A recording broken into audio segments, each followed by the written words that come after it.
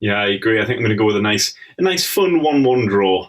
And by fun, I mean absolutely terrible. Tipping Liverpool to stay up this year. Thanks for explaining how the Premier League works, though. Enjoy that now. No. Hello and welcome to the latest episode of the Football Times podcast with myself, RadioTimes.com sport editor Michael Potts. I forgot my name last week, but I didn't this week. And I'm joined in the virtual studio by Mr. Jake Wilson with some spiky looking hair from BBC Match of the Day magazine. How are you doing, sir? I'm good. We're improving, Michael. We've got the names down. We've got the job titles. Now the opinions. That's the next thing. It's taken, a whole year, and I've started to remember my own name. It's progress. It's baby steps, but it's progress. I don't know what's going on at the moment. How are you doing? Oh, he's taking a drink. I'm fine. Sorry, got my Vimto there. Just having a little sip. Yeah, no, there's no one's got anything to report, have they? No one's got anything to report except FPL changes. I mean, that's basically it, isn't it? Half of my chats are, oh, it's quite sunny out today. Oh, should I triple captain Harvey Barnes? We will come to that decision later on in the show. For now, we're going to look at some of the biggest games you can watch on TV this week. Once again, the Premier League fixtures are coming thick and fast, and there's another big one, a big few coming up this weekend with ramifications at both ends of the table. We'll start with a near top of the table clash. Not something I would have expected to say before the season, but this is Manchester City versus West Ham United. High-flying West Ham United. That's a 12:30 kickoff on Saturday on BT Sport. We'll mainly discuss City, I think, in this one, but I mean, if you're West Ham, I don't think you can wait for this match. Like, well-rested, outstanding form, no pressure whatsoever, nothing to lose, no fear. You just got to go for it, really, don't you, if you're West Ham? But yes, they are up against City, and my word, this is a good City side. What do you make of them, Mr. Jake Wilson? Yeah, I think they're reaching the peak of their powers, Michael. A few years under Guardiola, he's got those players playing very much the way he wants to. They've got the ball all the time, suffocating the opposition, basically, with their possession. And as soon as they lose it, if they do, they're pressing so hard, so actively in that final third, winning the ball back so high, intercepting the ball left, right, and centre. They just gave teams no options when they do get the ball. Against Gladbach, they just couldn't get out of their half. It was tough. Gladbach didn't touch the ball in the City penalty box for the whole first half. And this isn't a bad side. This is one of the best sides in Germany. Just City are on another level at the minute. It is like a dangerous time. They look like a pack, don't they, City, when they play? They're swarming everywhere, and it's not schoolyard football, but it's a little bit schoolyard football, and I quite like that. There's sort of, I totally agree. Like, suffocating is the word. I think there was a few times in that first half. Gladbach would get up to sort of just into City's half or just up to the final third line occasionally, and every time it was just like City players just there, like a swarm. They were hunting in packs pretty much, and not always sticking a big foot in there or anything, but just sort of just squeezing the life out of Gladbach a little bit. It was so impressive to watch, so hard to play against, and energy sapping to play against as well, I guess. Definitely, and I think Guardiola recognised that. He got asked about how well his defenders have been doing after the Gladbach game, and the full line. He gave credit to Sterling and Silva and Jesus, because that's where the defending starts. Football now with the top sides is becoming a game of attacking and defending through, being brilliant in your attacks.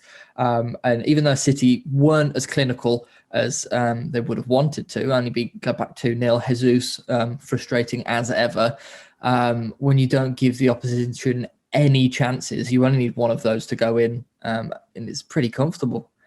Absolutely, and I liked a bit of the Cancelo analysis last night when the BT guys looking at him, playing as this sort of weird, almost this new role of like an inside fullback. Sort of just, I don't know, like a quarterback, just sort of pinging little balls over the top and just appearing in places where a fullback has no right to be. It's just this other sign, isn't it, of just Pep. I guess he maybe. I think sometimes we were a little bit cautious about Pep coming to the Premier League. Like, will his methods work? Will his tactics work? Will his sort of innovations come off? Will they actually work in the Premier League, which is such a tough league to play in?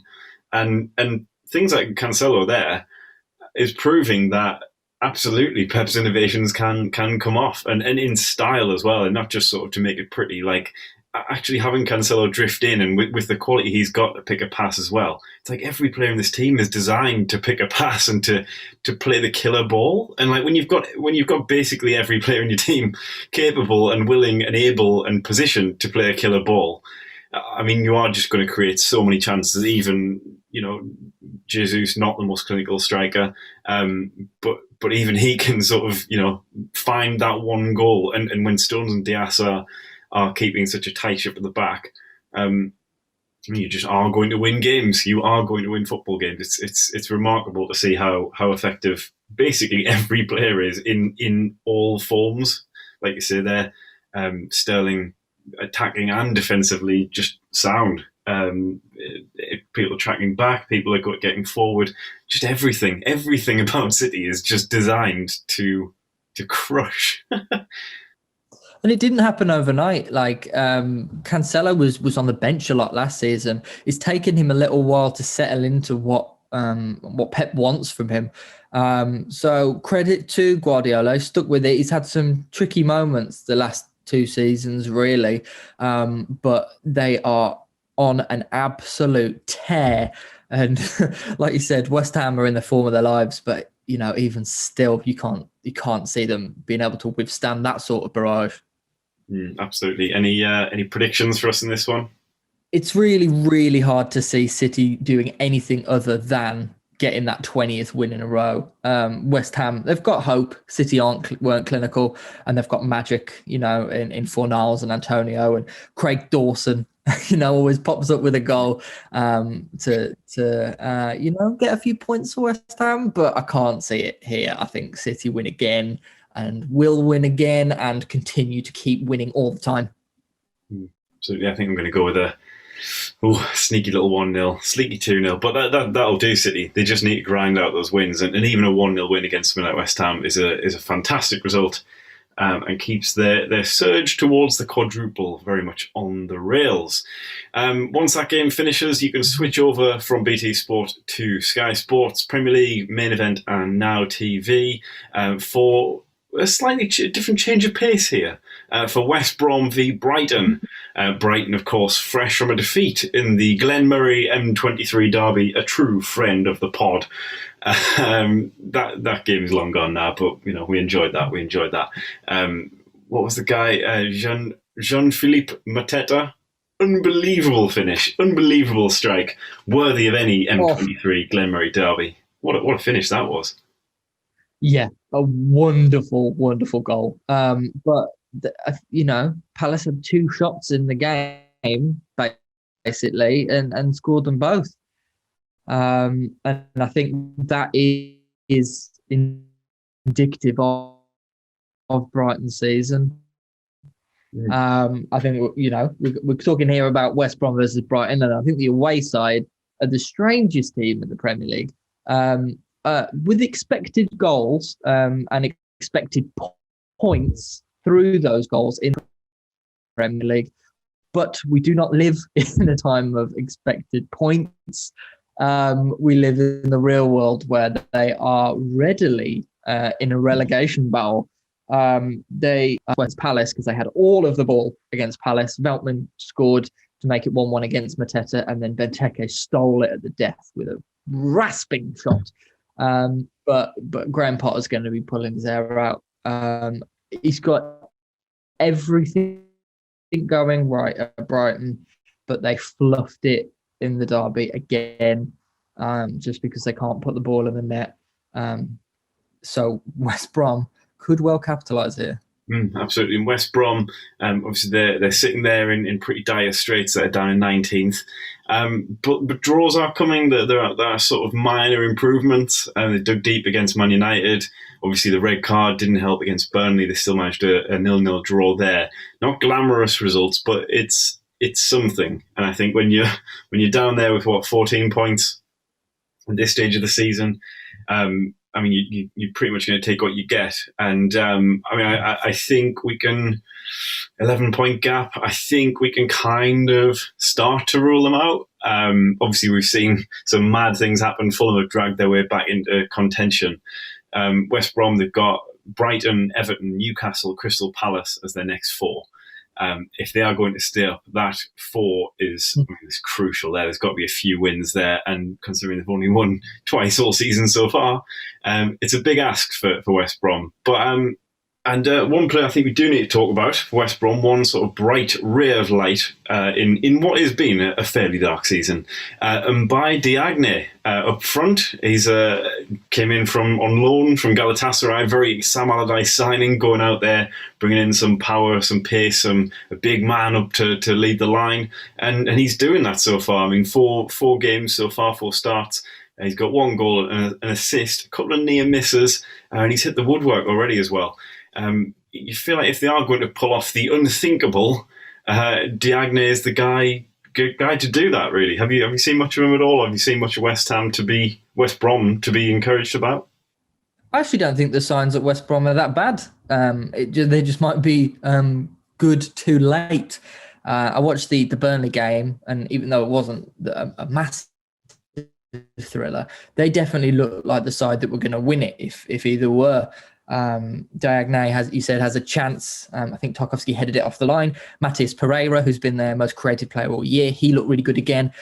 Ainsley Maitland-Niles, another January transfer, he looked really good. But I think these January transfers that they got in have just come too late. In the summer, they brought in Ivanovic and Colin Grant. Neither have really impacted or done anything to show that they're at Premier League level at the moment. So I think they struggled too much in the start of that season, and now they've got kind of a bit more defensive solidity. Bartley and Sam Johnstone at the back, putting in performances. I just think it's come too late for them, unfortunately. But if it does mean that they're going to go down this year, surely they're going to be in a really good, strong spot for tackling a championship season. Snodgrass, you'd think, he's just going to destroy the championship. The amount of assists he's going to get when he's not playing against Diaz or Digne every week. Not to discredit the championship, there's some very talented ballers there, but Snodgrass is brilliant, and his set-piece delivery surely will help West Brom succeed in the championship next season, if that is the way it goes. Yeah, I think I agree. It's, those 4 games I mentioned, like they've got to win. They've got to win probably, potentially even 3 of those to even have a slight chance of staying up. And if anybody can do it, it's probably Sam Allardyce, to be fair. But yeah, I think they have just left things too late, and I don't think West Brom fans would complain too much if we do sort of say they look like they're pretty much down and out. But like you say, that's a strong team there, and some good new additions in there. People like Colin Grant, it's a sort of player who could actually take off in the Championship next year if West Brom do go down, and then come back up with West Brom. Sort of being in a bit of the flow of West Brom, being familiar with his teammates, a bit of confidence behind him. I don't think it's sort of some of these lads. It's not the end of the road for the Premier League. In the Premier League for them. But yeah, it looks like a mammoth task, and obviously they need to start off that little run of games with win against Brighton. Can you see it coming? I can, but I think both sides are going to kind of negate each other here. I think Brighton are going to be itching to have a better performance, but still not going to be able to score. West Brom much better defensively. I'm thinking a draw here, which doesn't really help either side at this point. Yeah, I agree. I think I'm going to go with a nice fun 1-1 draw. And by fun, I mean, absolutely terrible. But still tune in. It could be an interesting 3 o'clock kickoff with plenty on the line between West Brom and Brighton. And moving on, once all of that is said and done, we have a 4:30 kickoff on Sunday afternoon. It's on Sky Sports Premier League main event and Now TV. It's Chelsea, and they're up against Manchester United. What a game. What a game between two sides who... Well, they're sort of the chasing pack, aren't they, really? And particularly Chelsea, I think we'll focus on those guys. What a win that was in the week against Atletico. 64% possession. They conceded 0 shots on target in a Champions League knockout game. They had double the foul count of Atletico as well. They're an aggressive side at Chelsea under Tuchel. Bit of aggression. We like to see that from a young side. What do you make of them? What have you seen so far? Yeah, I think it's all set on their defensive turnaround, isn't it? Since Tuchel's come in, their clean sheets have gone through the roof. They got 6 in their last 8, and under Lampard, it was 6 in the last 16, I think. So he's turned that around, immediately. Like you said, I feel like I didn't have a shot on target. Chelsea have conceded the lowest XG of any Premier League team since Tuchel's come in. And some of the different names that he's put on the team sheet, he's brought in Alonso, that he's putting a lot of trust into down that left flank. He's got Rudiger back in from the cold, really. He wasn't really playing under Lampard. So he's definitely got that base set. So if you've got your FPL assets, maybe Mendy in goal or Rudiger, who's 4.5, they aren't bad shouts. But I think it comes to the attacking options that he's got and making those work. Lampard, I think, had the same problem.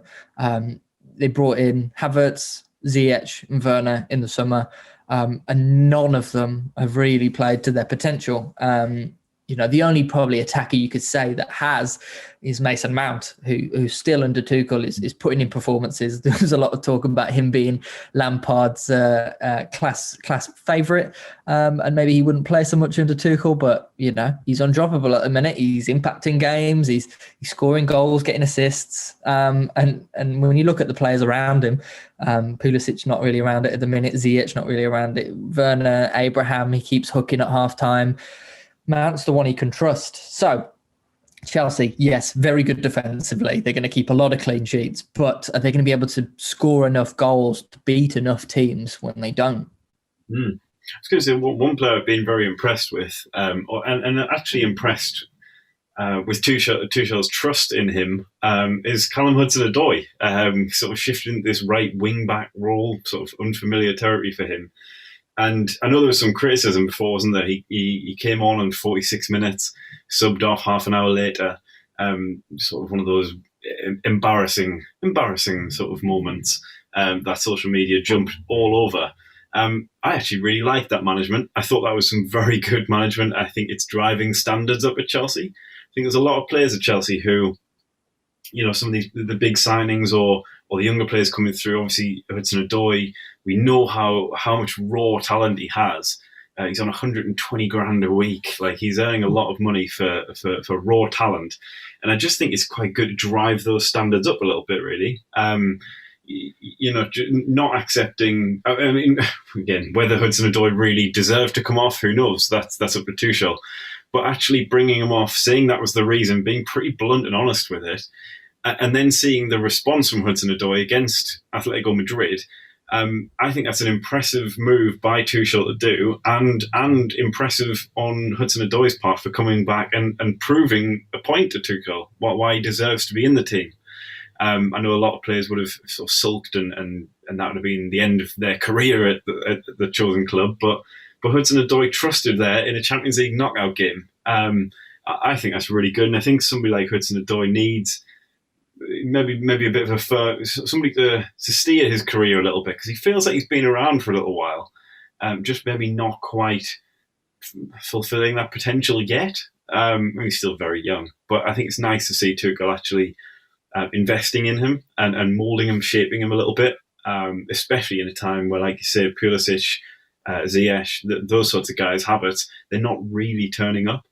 And credit to Mason Mount as well. Again, another young player who just needs somebody to to guide him through the early stage of his career. We forget how young these guys are, but Mount is running the show like a mature, he's been around the block sort of player. Obviously, with the Euros coming up, hopefully, we hope Euros coming up. Jordan Henderson out for a while. Is he going to be fully fit for the Euros? Mount coming into form. Could he play that sort of role? It's interesting, but certainly impressive signs from Tuchel so far. Kovacic as well playing well. While I'm on a rant about them, Kovacic playing well there in that midfield, and yeah, they just look robust, don't they? They just look robust. Takumi Minamino is the only opponent to score past Tuchel's Chelsea so far, plus a Antonio Rudiger own goal. 8-game streak, unbeaten streak to start his reign. Job done, really. Can't get much better than that. And now they're facing Manchester United. How do you see that one going down? The proper test, isn't it? United will have played Sociedad on Thursday, so we'll have less rest than Chelsea for this. And you can see it going pretty to the book. I think Chelsea are going to want more of the ball. United try and dismantle them on the counter-attack as they did to Sociedad in the first leg. But I think it's going to be tight, but I'm going with Chelsea. You've made me excited with the Mason Mount thing. Reports are coming in, Michael, that Euro 2020 is probably going to be moved to England. So can you imagine it? Mount and Declan Rice lifting the Euros for... Sorry, I'm getting ahead of myself. Chelsea are going to win this one. No, there is no getting ahead of ourselves because it is coming home, factually. We wait to see what happens with the Euros, but I did see those reports as well. Whole tournament moving to England. I think we'll chat about that another time, but fingers crossed that happens in time for June 21st when everything is totally going to be fine. But for now, this weekend, yeah, I can see a bit of a stalemate here.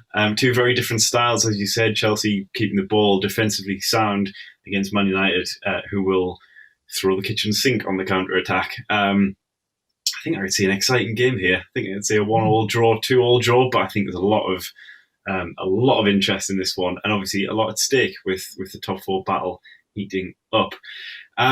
Moving on to Fantasy Premier League, and we have a massive week coming up in Fantasy Premier League. Basically, double game weeks all around. How did last week go for you, Mr. Wilson? And what's coming up? What's on the agenda for this week? It went pretty well. I think it went as it always does for me. I had 1 point more than average, and that I will take.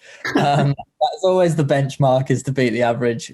Leeds killed me. I didn't have any Leeds players, and the two people above me in my mini league both had Dallas, they both had Rafinha, and they both had Bamford, and then a captain of one of them, and they've just flown above. That red arrow was very nasty. I got this week.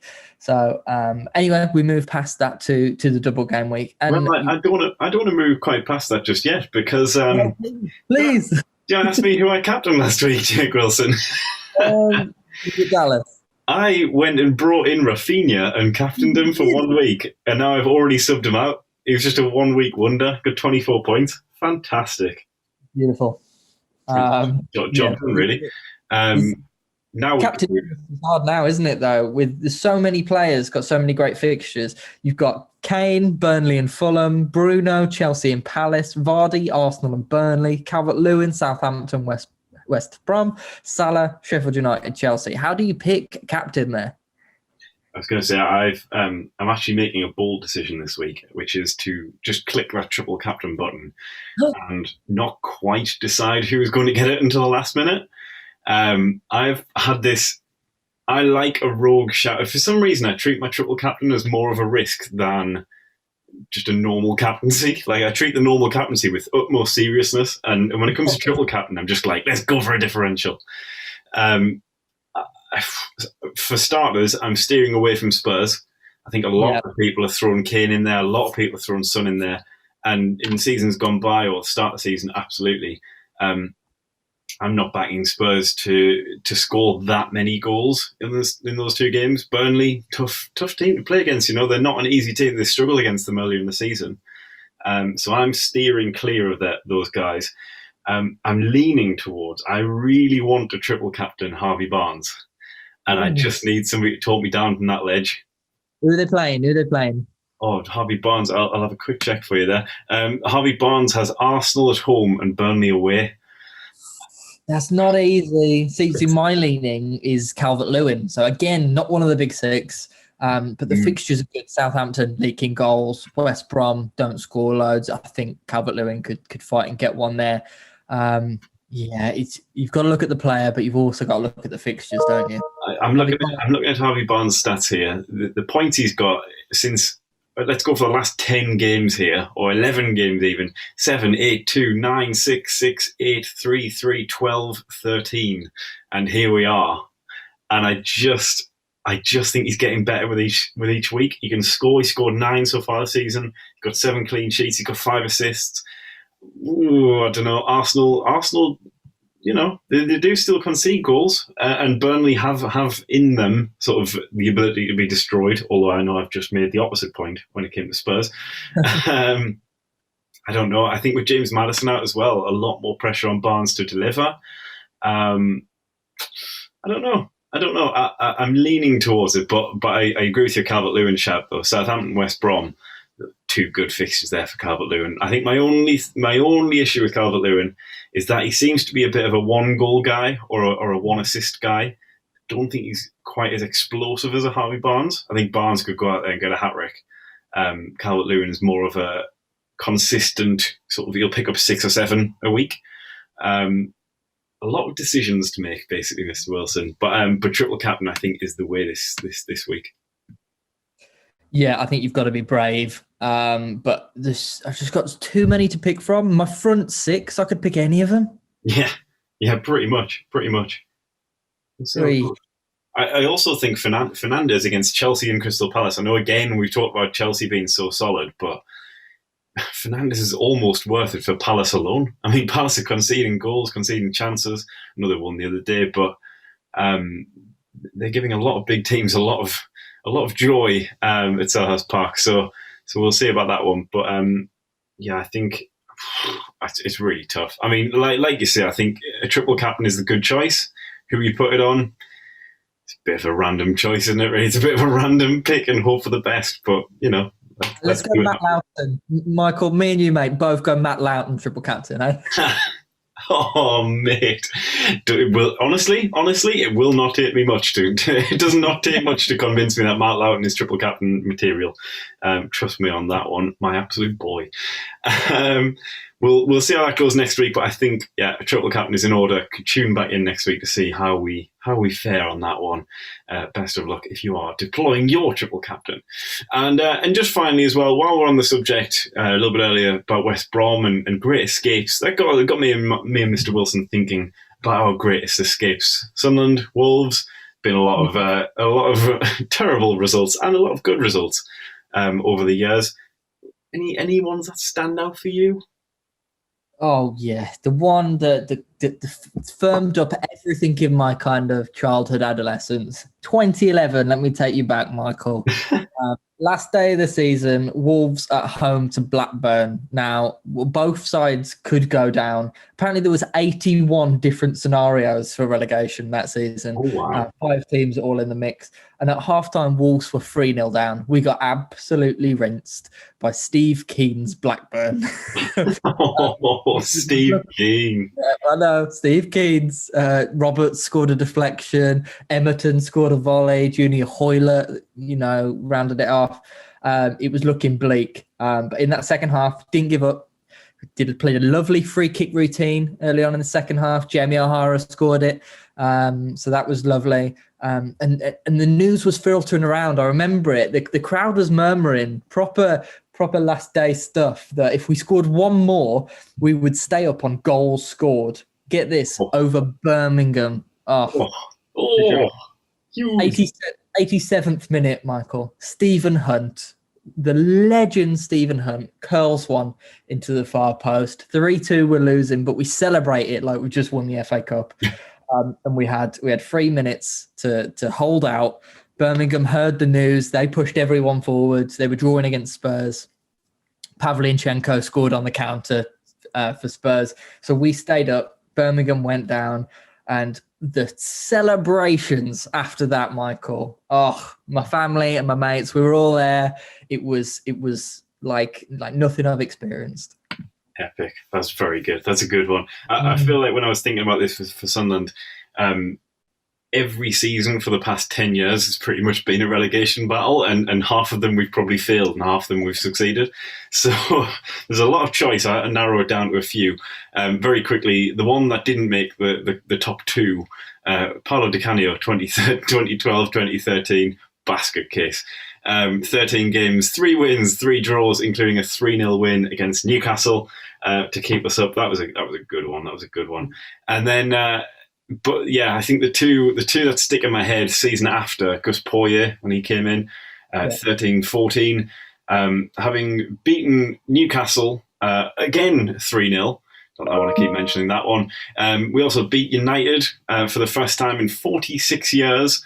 Fabio Barini was a key player that season. Ki Sung-young was excellent. He was basically the only player who played for the first half of the campaign. And then Connor Wickham, right at the end, right at the death in the last few games. I think Poyet talked about needing a miracle.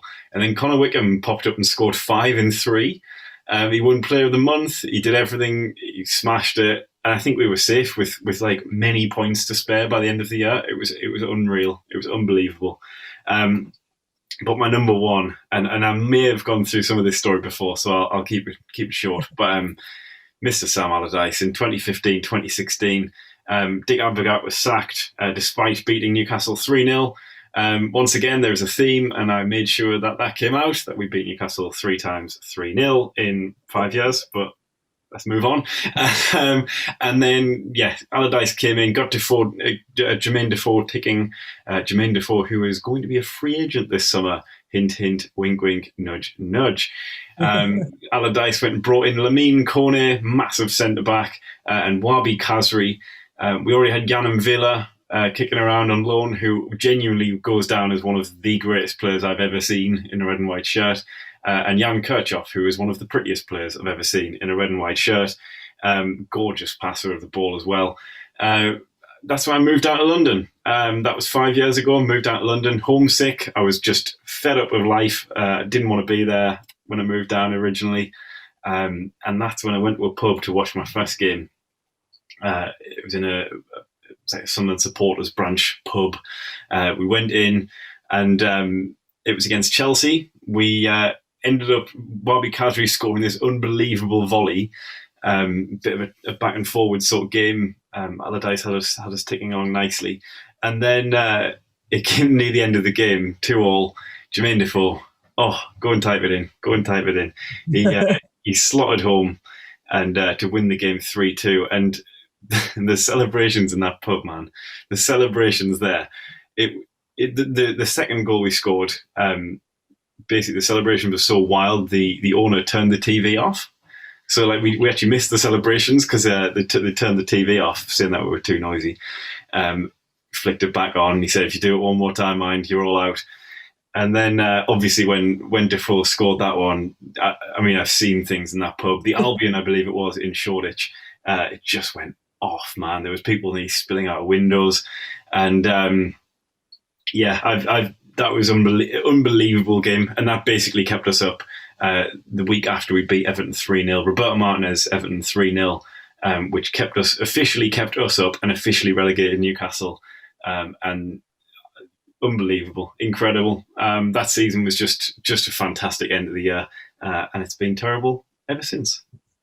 Well, these are the moments that we're doing this for. We're all in our homes, not leaving, wearing our masks. So the quicker we can get back to moments like that, and the safer we can, the better. Maybe we'll have them at the end of the year. I think that's why we kind of mention these, wicked stories, because maybe at the end of the year you might have that for a Fulham or a Brighton staying up at the end. Maybe they'll have one of those moments, but can't wait. It just feels like more, doesn't it? It feels like we've seen a lot of football, we've seen a lot of drama. We'll see somebody lift the trophy, but it's just missing those moments, isn't it? Those moments where you get, you just can't help but grab the stranger next to you and just celebrate. And I don't know, it's missing a little bit of that soul, isn't it? Some of the football.